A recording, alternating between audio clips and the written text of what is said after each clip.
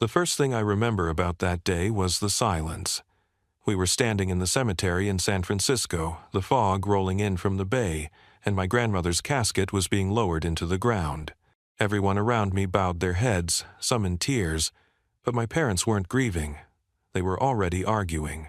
My father's voice cut through the quiet like a knife as he told my mother she had no right to touch my grandmother's estate.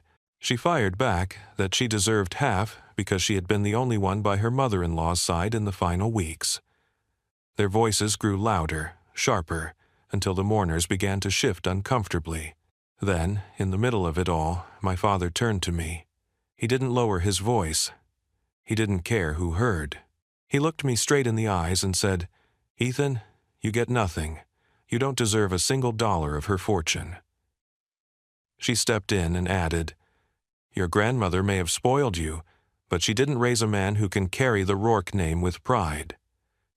The words hit me harder than the cold wind. My parents had never missed an opportunity to remind me I was a disappointment, but to hear it here, at my grandmother's funeral, in front of family and friends, was unbearable. I clenched my fists, trying to keep my anger buried, because I knew if I spoke, my voice would crack. I wanted to scream that I never cared about the money. All I cared about was her. Grandma Margaret had been the only one who made me feel like I belonged. She had told me once, "You see the world differently, Ethan, and that's your gift." Now she was gone, and I stood there, surrounded by family who saw me as nothing more than a waste of space. But what I didn't know was that she had left me something after all, something far more powerful than money. When the service ended, the family lawyer walked up to me quietly and said, "Ethan, there's something your grandmother wanted you to have." He handed me an old, sealed envelope with my name written across it in her familiar handwriting. I tore it open, my hands shaking. The first line I read made me stop breathing. San Francisco has always had a way of looking beautiful and cold at the same time. The morning of my grandmother's funeral was no different. The fog pressed down over the streets, swallowing the tops of the old Victorian homes and clinging to the church steeple like a heavy shroud. The bells rang slowly, their hollow sound echoing across the cemetery, and every note seemed to remind me of what I had lost. My grandmother, Margaret Rourke, had been the heart of our family, though my parents would never admit it. She was the one who pulled us together for holidays, who remembered every birthday, who slipped me notes of encouragement when I was failing to meet the impossible standards of my mother and father. Without her, the family felt like a house with no foundation, leaning and ready to collapse. I stood near the front, stiff in a black suit that did not feel like mine. I had borrowed it from a friend because my parents never thought it was worth spending money on me for things like this. My hands were shoved into my pockets, and my head was bowed, though not in prayer. I was trying to keep my eyes away from them. Clara and Victor Rourke, my parents, were dressed like royalty, even in mourning. My mother wore a tailored black dress, her pearl necklace gleaming against her pale skin. She dabbed at her eyes with a silk handkerchief, though I had not seen her shed a real tear for my grandmother. My father stood tall beside her, a silver tie around his neck, his jaw set in that expression he wore whenever he wanted the world to know he was in control. They looked like a grieving couple, but I knew better. Their grief was not for my grandmother. Their minds were on her fortune, $12 million spread across properties, investments, and a lifetime of careful savings. To them, her death was not just a loss, it was an opportunity, one they each wanted to claim. I thought back to how different things were when Grandma was alive. Margaret had a way of softening the sharp edges of my parents. She would hold my hand at dinner when my father began to criticize me for not following his footsteps into law. She would slide an extra cookie onto my plate when my mother scolded me for gaining weight. She had told me once in her gentle voice, "Ethan, don't let them measure your worth by their yardstick. You have a gift, and one day the world will see it." Those words carried me through nights when I felt like I was suffocating under my parents' disappointment. My mother never hid her disdain for me. She had wanted a son who looked and acted like her vision of a Rourke, polished, ambitious, ruthless. Instead, she got me. She often reminded me of that fact. "You waste your time with art and books," she would say. "Do you think paintings will put food on your table? Do you think your grandmother's money will carry you forever? It won't." My father was worse in his own way. His words cut deeper because he delivered them with certainty, as if they were law. "You are not strong enough to lead this family," he once told me. "You don't deserve the name Rourke. You're weak." I tried to hide my pain from them, but Grandma always saw through me. She would pat my shoulder and tell me that strength was not always about how loud you spoke or how much money you earned. She said real strength was in kindness and honesty, qualities she insisted I had even when I felt invisible. As the priest spoke about her life, I looked around at the faces of the mourners. My Uncle Jonas was there, shifting impatiently in his seat, his eyes flicking to the polished casket as if it were a treasure chest instead of a resting place. He had always been a shadow behind my father, following his lead, waiting for scraps of power or wealth. My cousins whispered among themselves, their dark suits too crisp, their eyes bright with curiosity about what the will might say. None of them were there for her. Not really. They were there for what she left behind. I stood among them and felt like a stranger in my own family. I had no claim, no voice, no presence in their world of money and power. But inside me was a storm. I loved her. I missed her. I hated that her death had become a spectacle, a stage for greed and ambition. When the priest finally lowered his voice in prayer, I closed my eyes and tried to remember her laugh. It was soft, almost musical, the kind of laugh that made you want to smile no matter how bad your day was. I pictured the afternoons we spent in her kitchen, her teaching me how to bake bread while she told stories about her childhood. She had grown up with nothing, raised by a single mother who cleaned houses to survive. Everything she built with her own 2 hands. That was the woman we were supposed to be honoring, but all I could hear was the sharp edge of my parents' whispers as they argued behind me about what they believed was rightfully theirs. By the time the casket was lowered into the earth, I felt hollow. My family was splintering in front of me, and I had no way to stop it. Yet, in the middle of that emptiness, I also felt the faintest spark of something else. My grandmother had always been deliberate, always thinking ahead. I had no idea yet what she had left behind, but I could not shake the feeling that this day, as heavy and suffocating as it was, would not be the end of her influence on me. It would be the beginning. The moment the service ended, the atmosphere shifted. What had been cloaked in silence and forced reverence cracked open into hushed conversations, quick glances, and the unmistakable buzz of family politics. People drifted toward the reception hall, but my parents stayed close to the casket. Their voices were low at first, then louder, sharp enough for the nearest mourners to hear. My father's jaw was clenched, and his hands cut the air as he argued. "You don't get to touch a penny of this estate," he snapped at my mother. "I made the decisions that kept her assets safe. I built this family's reputation while you sat back." Clara straightened her shoulders, her voice cutting back with practiced venom. "You think you carried her fortune on your back? I was the one by her side when she was sick. I handled her doctors. I gave up my time while you buried yourself in work. If anyone deserves a share, it's me." Their fight grew louder, echoing through the hall. Some relatives tried to pretend they didn't notice, but others watched openly. My Uncle Jonas leaned against a column with his arms crossed, a thin smirk on his lips as if he enjoyed watching them tear each other apart. My cousins whispered to one another, eyes darting between my parents like spectators at a boxing match. I felt the stares pressing down on me, waiting to see where I fit in this circus. My father turned suddenly, his gaze locking on me. His face was flushed, his voice harsh enough to silence the chatter. "And as for you, Ethan," he said, his words slicing through the air, "don't think for 1 second you're entitled to anything. You've done nothing to earn it. You've been nothing but a disappointment." A wave of heat shot through me, my heart pounding in my chest.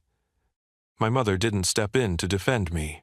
She only folded her arms, her lips curling in disdain. "He's right," she said coldly. "Your grandmother may have spoiled you with her attention, but she didn't prepare you for the reality of this family. You don't contribute. You don't lead. You are not part of what we've built."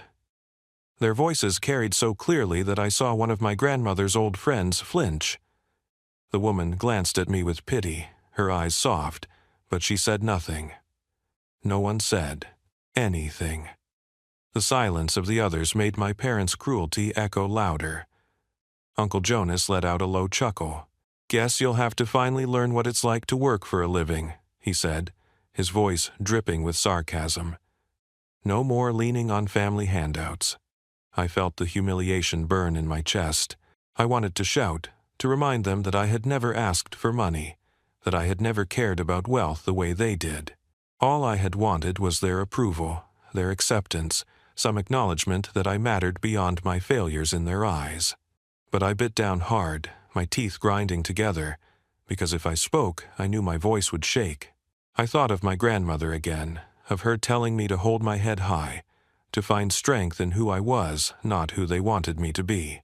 But in that moment, those words felt far away, drowned out by the sharp edge of my parents' rejection. The argument between Clara and Victor kept spiraling. They spoke of assets, properties, investment portfolios, each claim more selfish than the last. They didn't even lower their voices anymore. It was as if my grandmother's grave was nothing more than a stage for their greed. The shame clung to me like smoke. Every time I looked up, I caught the eyes of someone watching. Some looked embarrassed for me, others entertained by the spectacle. No one spoke up to stop it. No one told them they had gone too far. I wanted to walk away, but my legs felt rooted to the ground. Every word they hurled at each other seemed to chip away at the image of family I had once held on to. All that remained was the truth. I was alone among them. My parents had made their judgment public.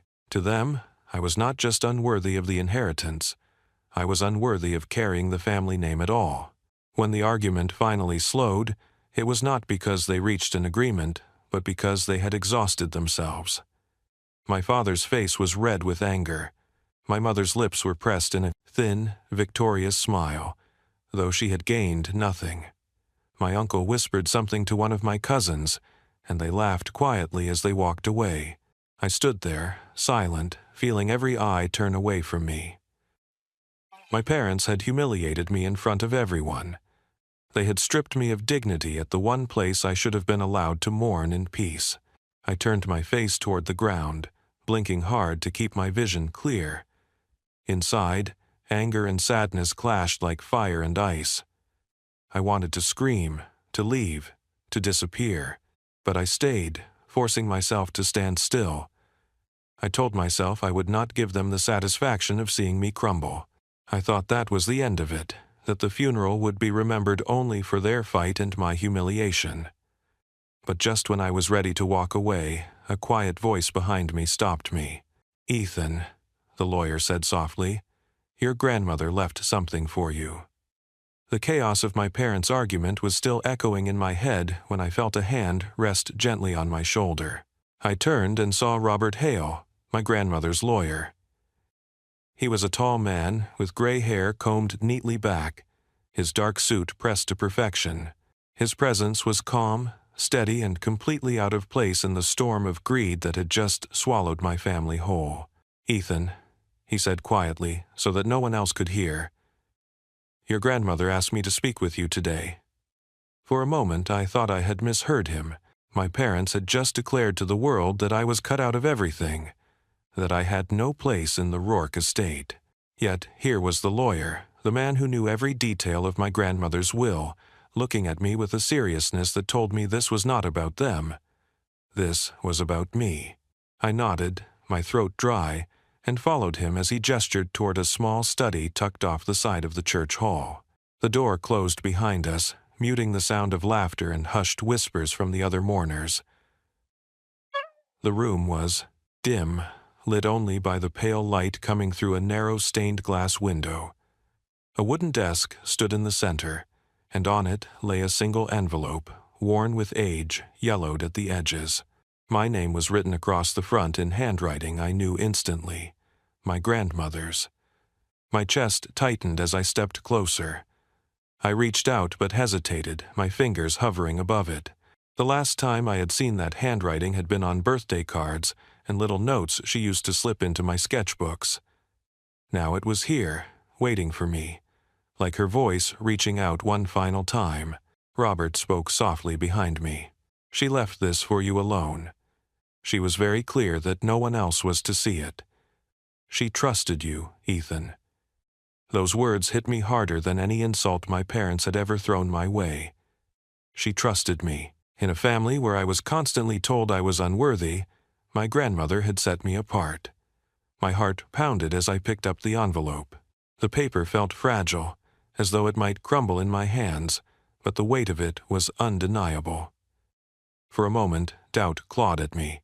What if it was just a letter of comfort, words meant to soften the blow of my exclusion from the estate?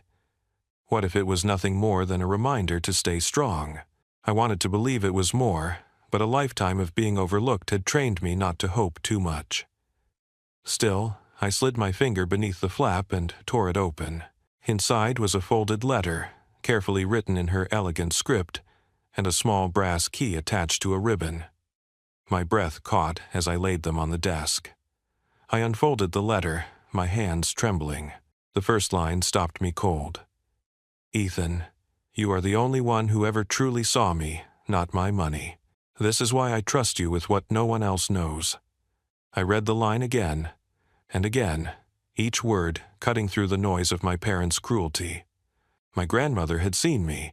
She had known the truth about this family, about their obsession with wealth and power. And she had chosen me for something. I glanced at Robert, who gave me a small nod. Take your time, he said. I kept reading. Her words were filled with love and a kind of urgency I had never heard from her before. She wrote about how she had spent her life building not just wealth, but a legacy she did not want corrupted by greed. She wrote about the importance of truth, about the need for someone in the family to carry her values forward. And then she explained the key. The brass key, she wrote, belonged to a safety deposit box at a bank not far from her old home. Inside was something she had never spoken of to anyone else, something that was not included in the estate, something my parents and uncle knew nothing about. She made it clear that it was meant for me alone. I felt a rush of conflicting emotions, relief that I had not been forgotten, gratitude that she had left me something meant only for me, and fear, because whatever was in that box carried weight far beyond money. The way she wrote about it, it sounded less like a gift and more like a responsibility. I set the letter down, my hand pressing against the desk to steady myself. I thought of my parents outside, laughing with relatives, already scheming about how to split the fortune. If they knew about this, they would never let me keep it. They would fight me for it, crush me under their power, the way they always had. Robert's voice broke my thoughts. She believed in you, Ethan. She said you were the only one who could handle what she left behind.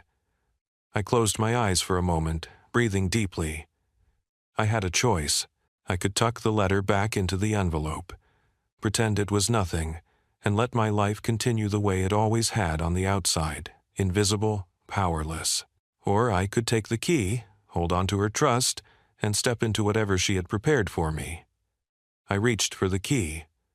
The brass was cool against my palm, heavier than I expected. As I closed my fingers around it, something shifted inside me. For the first time in years, I felt stronger than my parents' words. I felt chosen. I slipped the letter back into the envelope and tucked it into my jacket. The key I clenched tightly, unwilling to let it go. When I turned back to Robert, he was watching me carefully, as though he could see the decision I had just made. I'll honor her trust, I said quietly. Whatever she left, I'll protect it. Robert nodded once. That's what she wanted. As I stepped out of the study, the murmur of voices washed over me again. My parents were still in the reception hall, their smiles false, their eyes sharp as they worked the room. They didn't notice me at first, and for once I was glad. I kept my hand in my pocket, my fingers wrapped tightly around the key. They thought they had stripped me of everything, but they were wrong. My grandmother had given me something none of them could touch, and I was determined to find out exactly what it was. I could barely sleep that night. The envelope and the key sat on my nightstand, a silent reminder that my grandmother had chosen me for something my parents and uncle knew nothing about. My mind replayed her words again and again. She trusted me. She saw me. That thought alone was enough to keep me awake, but the weight of the key added another layer. What could she have left behind that was so important it had to be hidden away from everyone else? By the next morning, I could not wait any longer. I dressed quickly and tucked the envelope into my jacket pocket, making sure the key was secure in my hand. The streets of San Francisco were still wet from a light rain as I walked toward the bank listed in her letter. It was an old brick building on the corner of a busy street, the kind of place that looked as though it had been there for generations. Inside, the air smelled faintly of paper and polished wood. A man in a dark vest greeted me politely. My voice shook slightly as I explained I needed access to a safety deposit box under my grandmother's name. He checked my ID, compared it to the authorization she had left on file, and then led me down a long hallway to a vault door that looked like it belonged in a museum. With a series of clicks and turns, the door opened, and we stepped inside a room lined with small metal doors. He pointed to the one marked with my grandmother's number. "You may use one of the private rooms," he said, handing me a tray where I could place the contents. I nodded and slid the key into the lock. It turned smoothly, as if it had been waiting for me. When the box slid free, my chest tightened. I carried it carefully into a side room and closed the door behind me. The box was heavier than I expected. I set it on the table, hesitated for a breath, and then lifted the lid. Inside was a stack of leather-bound journals tied with a faded ribbon, a velvet pouch, and a sealed envelope addressed again in her handwriting. "To Ethan, when you are ready." My hands shook as I untied the ribbon around the journals. The leather was worn, the pages yellowed at the edges. I opened the first one and felt like I had stepped into another world. These were my grandmother's diaries, written over decades. She had documented everything: her struggles growing up poor, her years of building the family fortune, the sacrifices she had made, and the truths she had kept hidden. As I turned to the pages, my eyes widened. She wrote about how Victor and Clara had betrayed her trust over the years, manipulating her finances, pressuring her into investments for their own gain. She wrote about Jonas secretly siphoning money, using her name for deals she never approved. She had known about their greed all along, but had kept quiet to protect the family name. And in her words was a message meant only for me. "Ethan, you must know the truth. They will destroy each other for wealth, but you must not become them. These journals are my legacy. With them comes responsibility and the choice of what to do with the truth." I sat back, stunned. All my life I had been told I was weak, unworthy, a disappointment. Yet here was proof that my grandmother had seen through everyone else's masks and trusted me to hold her story. She had not only left me wealth of a different kind, she had left me power. My hands moved to the velvet pouch. I untied the string and poured the contents onto the table. A collection of jewelry spilled out, but these were not ordinary heirlooms. Each piece was vintage, rare, and unmistakably valuable. A diamond brooch, a string of pearls, a gold pocket watch engraved with her initials. Beneath them was a folded certificate of ownership for a property in her name, a small cottage on the coast north of the city. It was separate from the main estate, something my parents did not even know existed. She had left it all for me. Finally, I picked up the sealed envelope. My name stood out in bold letters across the front. With a deep breath, I opened it. Her words were direct. "Ethan, I have left you what I could not trust in anyone else's hands. The journals contain the truths I could never speak aloud. The jewelry and the property are yours alone, gifts to remind you of my faith in you. Do not waste them. Use them to build a life that reflects who you are, not who they want you to be. Remember, wealth means nothing without integrity. Promise me you will carry forward what I valued most: honesty, kindness, and courage. Tears blurred my vision as I lowered the letter. She had not just given me things of value. She had given me her heart, her story, her belief that I could be more than the shadow my parents cast over me. I sat there for a long time, the journals stacked neatly in front of me, the jewelry glittering in the dim light. The property certificate lay beside them, a symbol of independence I had never known. For the first time in my life, I felt as though I had been seen for who I truly was. I knew that if my parents ever discovered what I now held, they would stop at nothing to take it from me. But I also knew something else. I was no longer powerless. My grandmother had given me more than an inheritance. She had given me a choice. I could stay silent and keep her secrets safe, or I could use the truth in those journals to confront the family that had spent years trying to crush me. As I gathered the contents back into the box, one thing was certain. My grandmother's legacy was not just money or property. It was a call to action. She had trusted me with the truth, and I would not let her down. I left the bank with the weight of the box in my arms and a steady fire in my chest. My parents thought they had erased me from the family. They had no idea that the real legacy was in my hands. Walking out of the bank that morning, the city looked different. The same fog drifted between the buildings. The same cable cars rattled along the tracks. But something in me had shifted. For the first time in my life, I carried more than shame or disappointment. I carried proof that my grandmother had seen my worth. She had left me not only valuables and property, but also her words, her trust, and her belief that I could be different from the rest of the Rourkes. I tucked the journals into my backpack and held the envelope close to my chest as I walked through the streets. People passed by, busy with their own lives, unaware of the storm I had just come through. To them, I was just another man in a suit. But to me, I was someone new. I was no longer the forgotten son, no longer the boy dismissed by his parents as weak. I was the keeper of my grandmother's legacy. That night, I sat alone in my small apartment and opened the first journal again. Her handwriting filled the pages like a voice speaking directly into my ear. She wrote about her struggles, her triumphs, and the choices that shaped her. I read until my eyes grew heavy, and when I finally set the book down, I felt as though I had been given a map. She had lived with strength, resilience, and integrity, even when others tried to drag her down. She wanted me to do the same. The jewelry and the property certificate remained tucked safely away, their financial value undeniable. But they were not what kept me awake that night. It was her words, echoing in my mind. Wealth means nothing without integrity. Promise me you will carry forward what I valued most: honesty, kindness, and courage. In the days that followed, my parents never asked about me.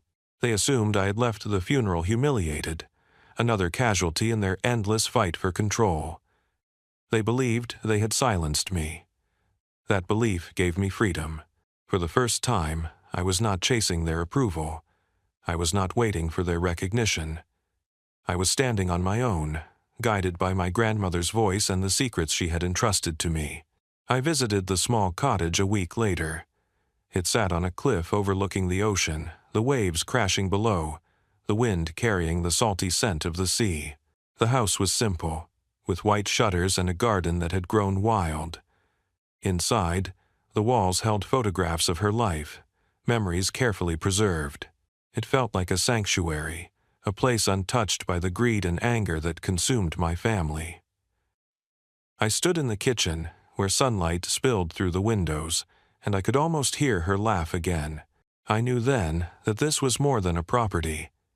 It was a gift of peace, a place where I could rebuild myself away from their shadows.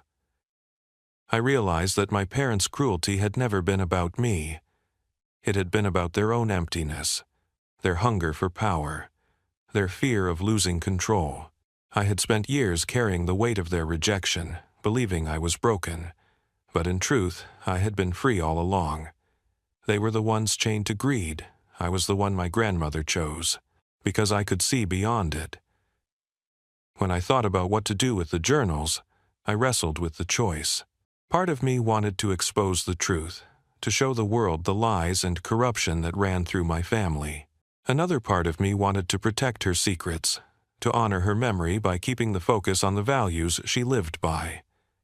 In the end, I understood her message clearly. The power was not in tearing others down. The power was in building a life that reflected the love and honesty she had given me. So that is what I chose. I would not waste my time fighting my parents for money they did not deserve. I would not become them. I would honor her by carving my own path, carrying her lessons with me every step of the way. When I look back now, I see her funeral as more than an ending. It was the beginning of the life she always wanted me to live. A life where I was no longer invisible, no longer defined by rejection, but instead by the strength she saw in me all along.